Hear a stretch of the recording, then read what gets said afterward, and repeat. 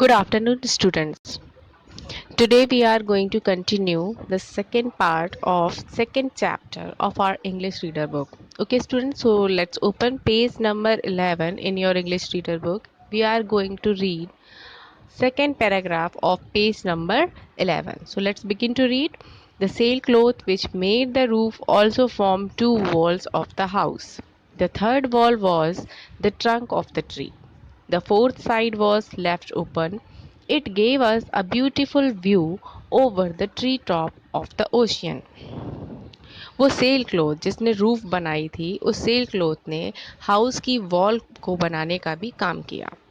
उनके हाउस की तीसरी वॉल ट्री ट्रंक थी और फोर्थ साइड को ओपन छोड़ दिया गया था जहाँ से ओशियन के ट्री टॉप का ब्यूटीफुल व्यू देखा जा सकता था। Beside all this, I made a table and some benches which I placed at the foot of the tree. That was our dining room.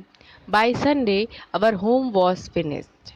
That day we kept as we always did for prayer, rest and pleasant talks. Beside all these means क्या होता है इस सब के अलावा हमने एक table और कुछ बेंचेस भी बनाई जिन्हें हमने ट्री के रूट्स वाली प्लेस पर रखा जो हमारा डाइनिंग रूम था। संडे तक हमने अपना घर बनाने का काम फिनिश कर लिया। उस दिन हमने प्रेयर की, रेस्ट किया और प्लीजेंट टॉक मीन्स अच्छी अच्छी बातें की। I think it's time for us to give a name to our house, I said to my family, and we ought to give names to the other parts of the island that we know. Let's think of name that we remind us for of our adventure. Writer is telling here कि अब time आ गया है कि हम अपने घर का name रखें। ये राइटर ने अपनी फैमिली से कहा और हमें आइलैंड के अदर पार्ट को भी नेम रखने चाहिए जो जिन पार्ट्स को वो जानते थे। अब सभी लोग नेम्स के बारे में सोचने लगते हैं, ऐसे नेम्स जो उनके एडवेंचर को रिमाइंड करा सके। सारे फैमिली मेम्बर्स इस आइडिया से एग्री हो जाते हैं। First of all I said, what name shall we give to the bay where we landed? Let's call it safety bay, said my wife, because there the good God brought us safely. We all agreed that the name was an excellent one. Writer कहता है कि सबसे पहले उन्हें उस बे को नाम देना चाहिए जहां वो सबसे पहले रुके थे। राइटर की वाइफ ने उस बे को सेफ्टी बे का नाम दिया क्योंकि वहां गॉड ने उन्हें सेफ्टी से पहुंचा दिया था। सभी लोगों को ये आइडिया एक्सीलेंट लगा और वो बे का नेम सेफ्टी बे रखने के लिए तैयार हो गए। The place where we found the flamingos should be called Flamingo Mars, said Ernest, and again we all approved. Let's call the bridge Family Bridge, my wife suggested, because all the family helped make it.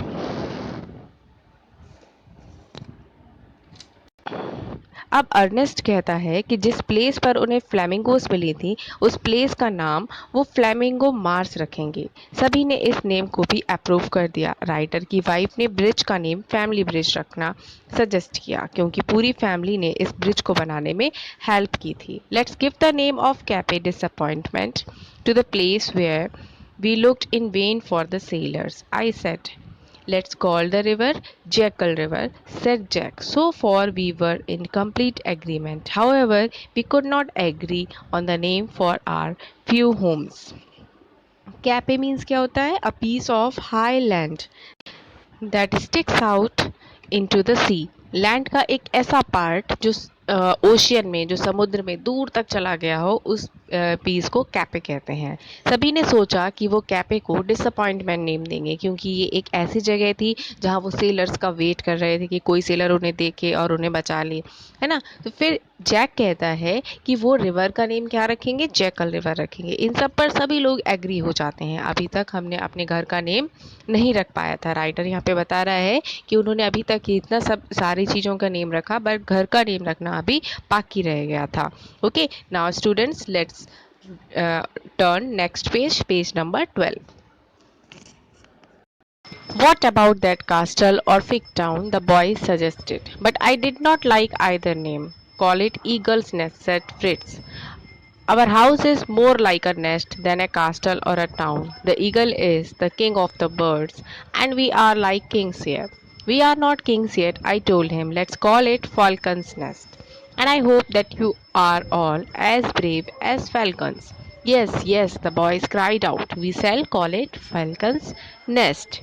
Okay, at last you can see that here is the name of the writer. What is it? J.R. Wiss. Okay, so I am going to explain the last paragraph now. Falcon's Nest. Name जो था वो boys ने suggest किया। Okay, किसके लिए?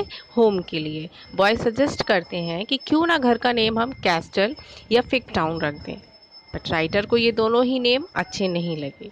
फिर फ्रिट्स कहता है कि हमें अपने घर का नेम ईगल्स नेस्ट रखना चाहिए, क्योंकि हमारा घर कैस्टल या टाउन की बजाय एक नेस्ट जैसा ज़्यादा दिखाई दे रहा है, क्योंकि पूरा का पूरा घर किस पर बना था? ट्री पे ही बनाया था उन्होंने। ईगल बर्ड का किंग होता है और हम यहाँ पर किंग्स जैसे ही हैं। राइटर कहता है कि हम अभी तक किंग्स नहीं हैं, पर हमें इसे फैल्कन्स नेस्ट कहना चाहिए, क्योंकि राइटर को सभी लोग फैल्कन्स जैसे ब्रेव लग रहे थे। फिर सारे बॉयज़ कहने लगते हैं कि हाँ, इसका नेम फैल्कन्स नेस्ट रखना चाहिए। तो इस तरह से उनके घर का नेम फाइनलाइज हो जाता है। ओके स्टूडेंट्स, उनके घर का नेम क्या था? Falcons nest. Now this chapter is finished. You have to read the chapter twice and try to understand it, and you have to learn the question answers and word meanings and book exercise of this chapter as well as. Okay students, stay safe, stay healthy and keep learning.